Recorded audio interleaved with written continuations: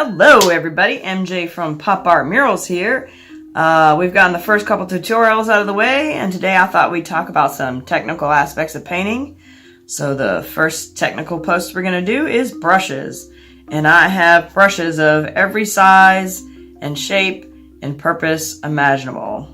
And when you go to the store to look at these brushes, it's a little bit daunting. So we're going to break down some of the mystery for you, show you what you need to know, make it a little easier, and hopefully we'll help you out.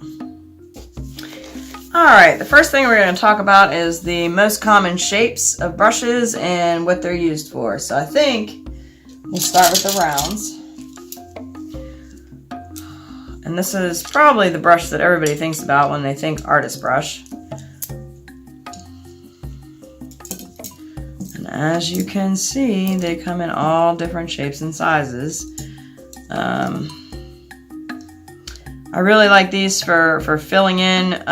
They do a really good job on glazes, like these big fat round brushes. They do a great job on glazes. So the round brush is versatile in the fact that it can make different size marks in the same stroke. So you can actually start with a skinny stroke, and the more you press it, the fatter it gets, and then if you lift up, it'll get skinny again. So you may find that useful. Now if I've got a big area to glaze, I want the biggest brush possible, and I want one that's versatile and going to change shapes and move with the contour of my subject matter. So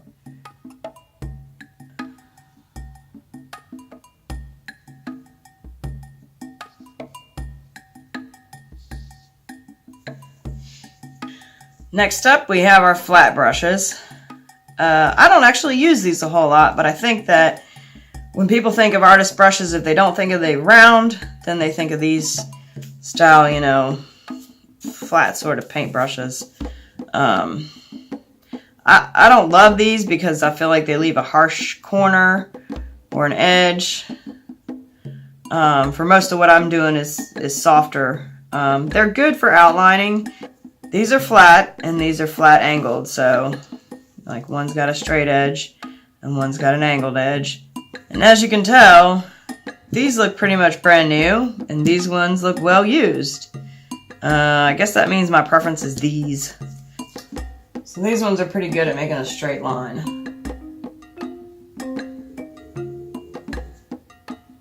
And you can lay it down and get a fatter line too, but that's pretty much all I use it for, unless I'm filling in. And then I will use one of my flat brushes. So I'll load the brush up, and you know, if I've got a real crisp, clean line to whatever my subject matter is, so I'll lay that down. I'll actually wipe the brush off, and then use it to drag the color out. With acrylics, you gotta work a little faster than that, but you get the idea. So these are good for shading in an area, you know, especially if you got a sharp line that you're trying to reach. You can mark that sharp line and then blend out your area. Now, on to my absolute favorite brush, the Filbert.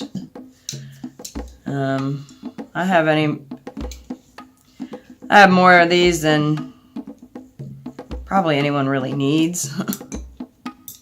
And here's some of them. So the Filbert, this one's real easy to see. It's got a nice round tip on it, so it makes it very versatile. So it will cut a straight line, it'll go around a corner, it'll go around a curve. That's what I like best about it, because I do like a lot of ocean paintings and fish and coral and stuff like that. So I need it for softer edges. We don't want anything too rough and harsh. So, and they come obviously in different sizes and different lengths too. So I think these are about the same size. These are about the same size ferrule, but obviously this one's longer, and this one's well used because it's starting to break down and wear away. Anyways, So let's grab this little filbert. So you can do a variety of marks with this. So yeah, tip up there, and then you can do a straight line with it too. Let's see.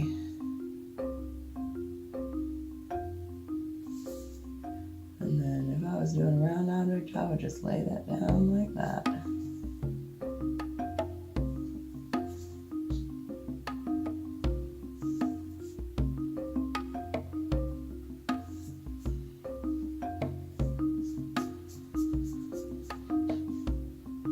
There you go.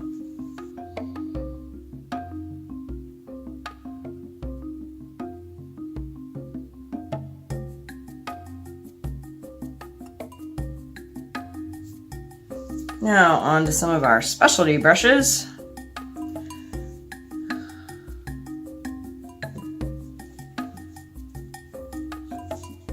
So these are quickly becoming one of my favorite brushes to use because I find they're very versatile. So like earlier I said a flat angled brush is good for cutting a straight line, but I actually like this one better because it's got that round soft angle, so it makes it more smooth than this. So let's try this one.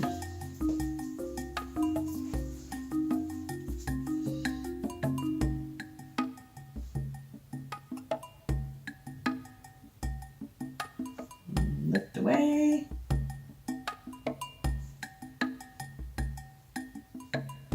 Do some blending with it.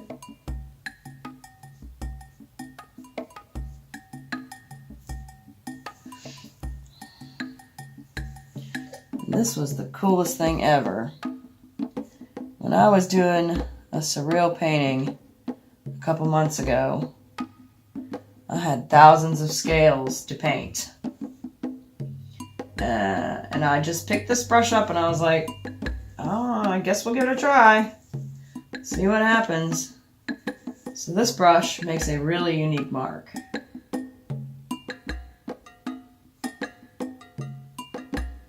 And then I came between the ones that I already put down.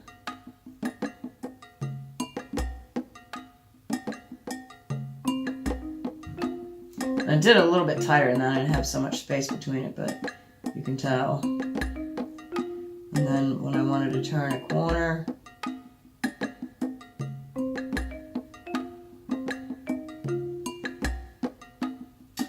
that made my life so much easier.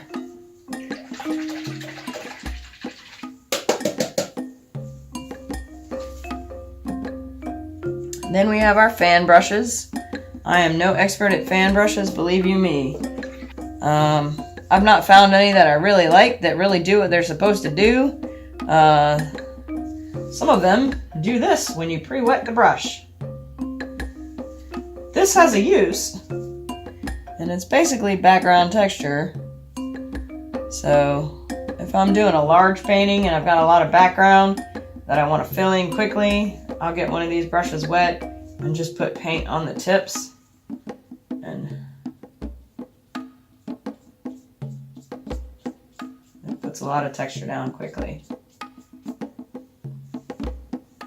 And I modify my brushes a lot, and the one that I modify the most is the fan brush because I'm always trying to get it to do something it wasn't designed to do. So this one was out like that, and I cut all those outside tips off.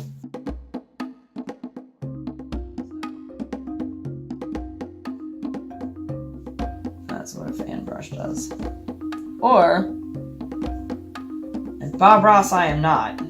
He is the master of this stuff, but building like a lazy texture.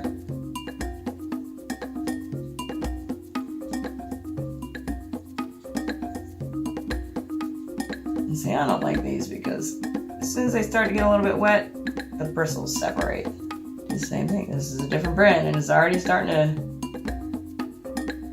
do the same thing. So, I don't have a whole lot of use for this. You might. This is what I use this for.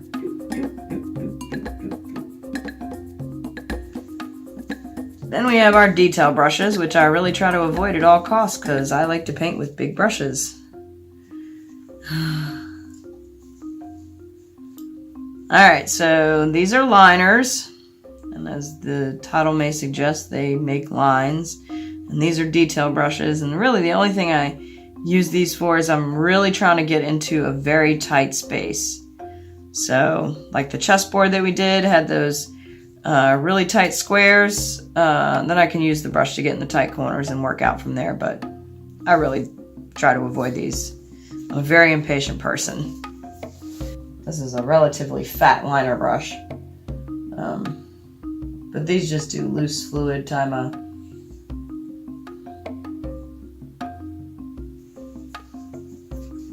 These are my detail brushes that I only use, but I gotta get in a teeny tiny space. You gotta be careful with these ones because there's not a lot of bristles, and they're very short, so paint gets up into the ferrule and dries into those bristles quickly, which make everything fan out, and then it's not a good brush anymore. Well, it's not a good brush for painting, we'll just put it that way.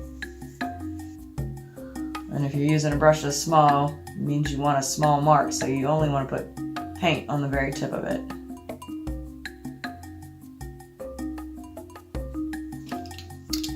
Then we have our natural bristle brushes, and these are just great for texture, right? You wouldn't want to paint a nice smooth painting with this. I think if I tried long enough, I could take my skin off with this brush. It's so stiff. But they're great for leaving texture, so for a dry brush, you want to probably use something like this. It comes in a bunch of different sizes. And don't get it wet ahead of time. And just get, the tips wet. Get the excess off. No, not on your painting, on a scrap piece of paper.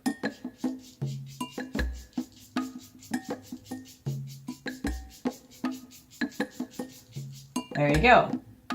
You got a nice texture that's blended pretty well, and if we had a color underneath of it, that would be great. For not dry brushing, you want to get it wet so that it's a little bit flexible and the paint will flow off the brush easier. And this is generally what I do with these brushes, is scratch paint upwards.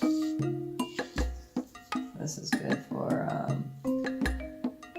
what other brushes do I have to show you? Okay. So this is good for, really good for wood graining.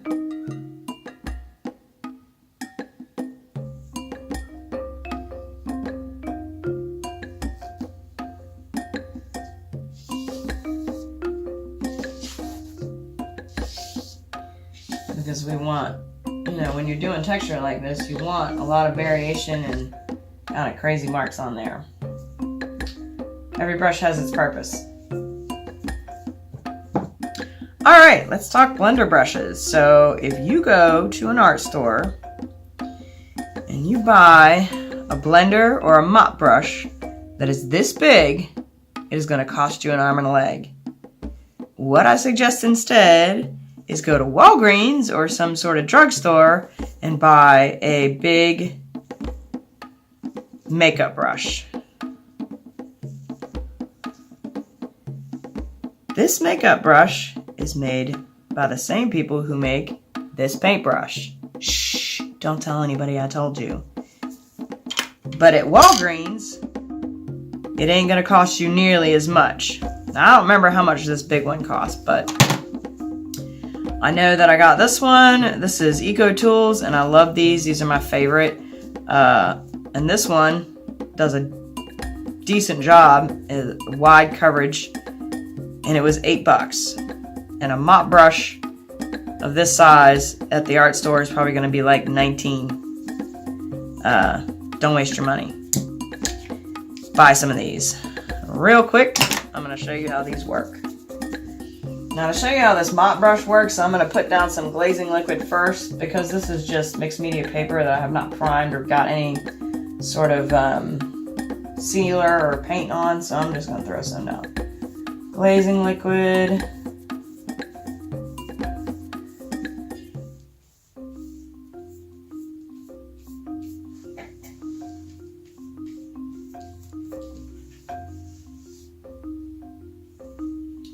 Do my light color first. This black will kill everything. Wipe that off on my thingy dingy.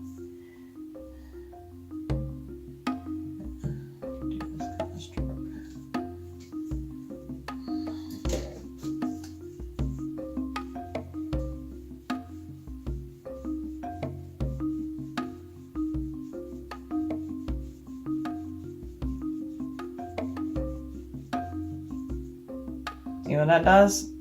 Softer. Now I want to talk a little bit about brush sizes, because when you go to the store, you see all these racks with open stock brushes in them, and you're like, oh, well, so-and-so in the tutorial said that I need a number, whatever it was, and you go to look for them, and they're all different sizes. This is a number 1, and this is a number 1. And there's no other indication of, is it supposed to be round? Is it supposed to be liner? Nope, they're just in the bin like, that's a 1 and that's a 1, and they're both long handle, as you can see. So which one am I supposed to get? It's very confusing. Here's another example. This one's even better. This is a number 12. And this is also a number 12. Like, how is a new painter supposed to figure out what all this stuff means? This one's even better. The same manufacturer makes 1/2" brushes and number 12 brushes. So they're not even the same system, right? So this is a measurement, and this is supposed to be a size indicator. I don't know. So when you go to the store to get your brushes, think about what you're going to be painting and the shape and size of it, and use that to determine what kind of brushes you need.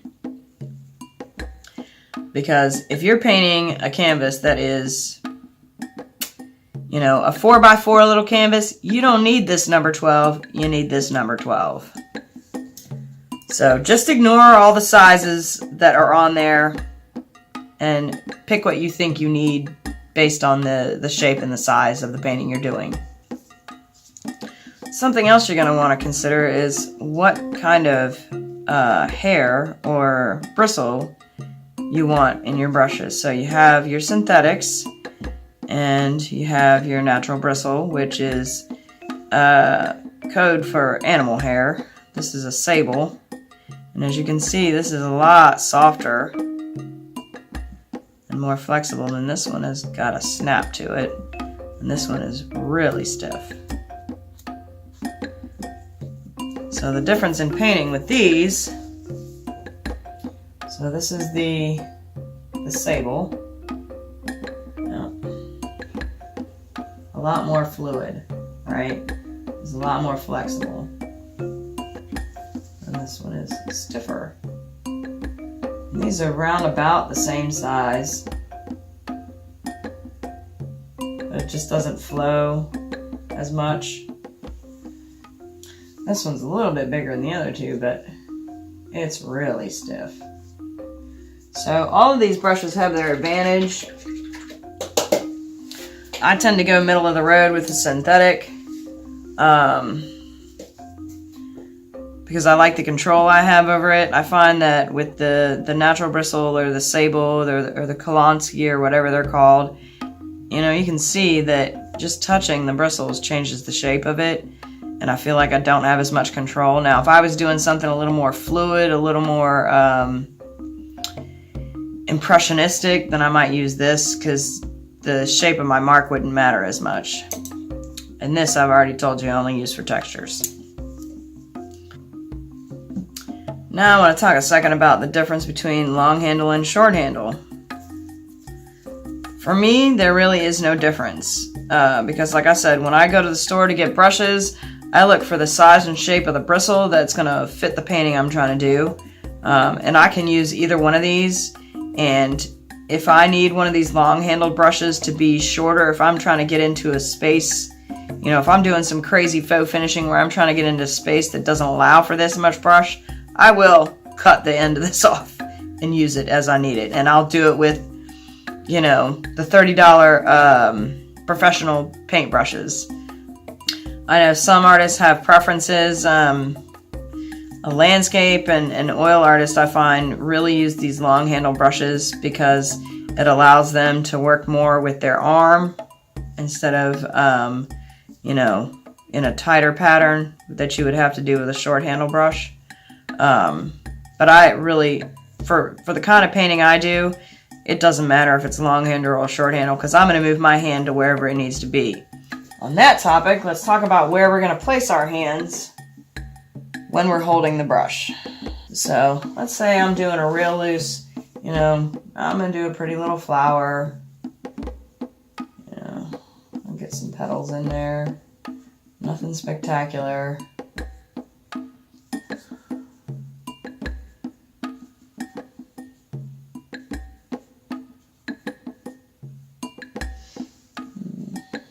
Wipe that off. Do a little bit of this one there.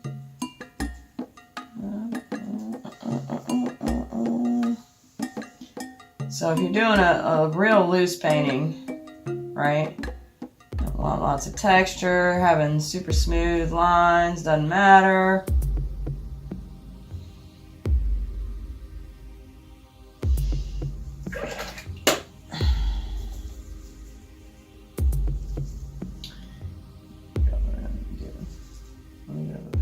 This.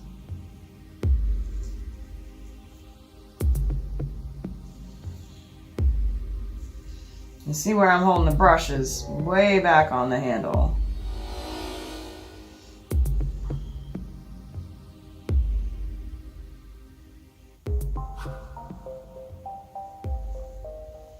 Let's say, for some crazy reason, God only knows why one would do this. But let's just say you want to outline it in black. That would be pretty crazy, but, you know, some people like that style of art. I really think it's only useful in, like, pop art or tattoo art. But if you wanted to outline it, then you want more control over your brush, so you're going to hold it closer to the bristles.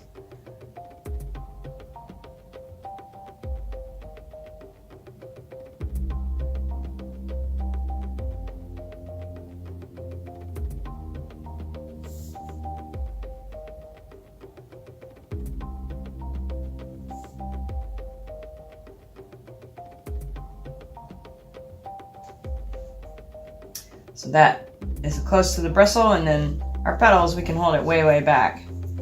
So if you're trying to do detail and you're holding your brush way, way back, you don't have as much control over it. So it's going to be a lot looser. I don't know if I can do this.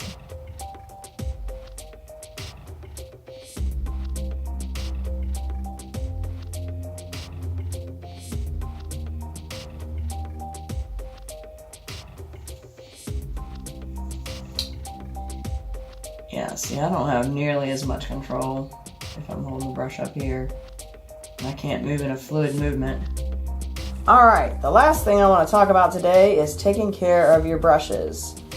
The first thing is, before you start painting anything with any kind of apparatus, so whether it's an artist brush or a sponge or a big fat putty brush or even a roller that you would use to paint the walls in your house, pre-wet it.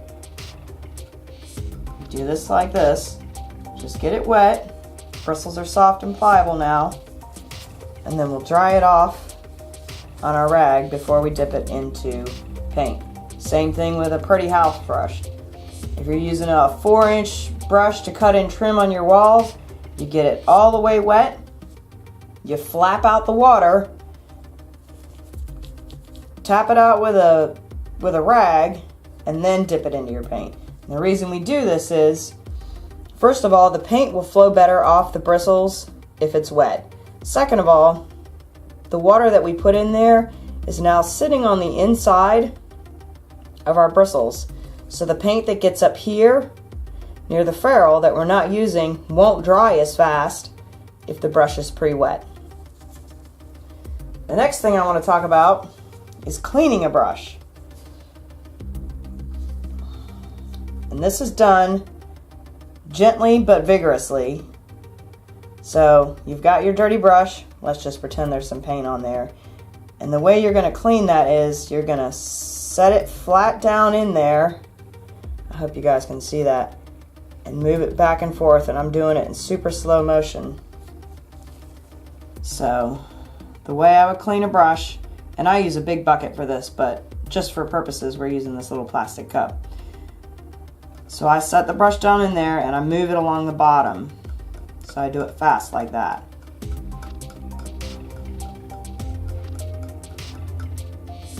And then once all your paint is out of there, you're going to dry that off and then lay it flat to dry. And if you guys notice in all my videos, you'll see there's an old towel underneath my workspace.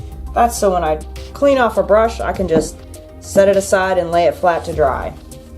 I think the only time you do not want to pre-wet a brush is when you're doing a dry brush technique, or if you're using one of these blenders. The blenders do not work well when they're wet. The other thing we want to talk about real quick is how to clean the blender. So after you've blended paint, you're going to have paint just on the very tips. So again, let's pretend there's paint on there. We're going to dip this in there just to the level of the paint. Get that wet. See what happens when that gets wet? Not good. So we're going to get that wet, and then we're going to take a rag. Don't use paper towel, that's wasteful, and the rag works much better. And you're going to flatten that bristle out and spin it around and kind of get the water out. And you'll keep doing that until the wet patch is not showing color anymore, which this rag is terrible for an example because it's already dirty. So, and if you still got some color left in there, dip the tips again. Find a dry spot on your rag, flatten and spin in circles. And these, you don't even really have to shave them. They're going to fluff themselves back out. You've got it preliminarily dry, lay it flat. And then once it's dry, it will still look like this, but you just take your hand and fluff it up a little bit, and it'll be just fine. And then, once you've cleaned your brush out and laid it flat to dry, after it's dry, I like to store it in cups standing upright. I used to store them in drawers, but I found if the drawers got moved around, the brush would slide to the end or to the side and the bristles would get bent anyway. I have a lot better luck keeping the bristles in the shape they're supposed to be in if I store them upside down. Don't do this if they're wet. Don't wash your brush, pat it dry, and then drop it in there because you're just letting water seep down into that ferrule where the glue and the crimping is. That's a no-no. Thanks for watching. Go forth, make beautiful things, and have a rockin' day.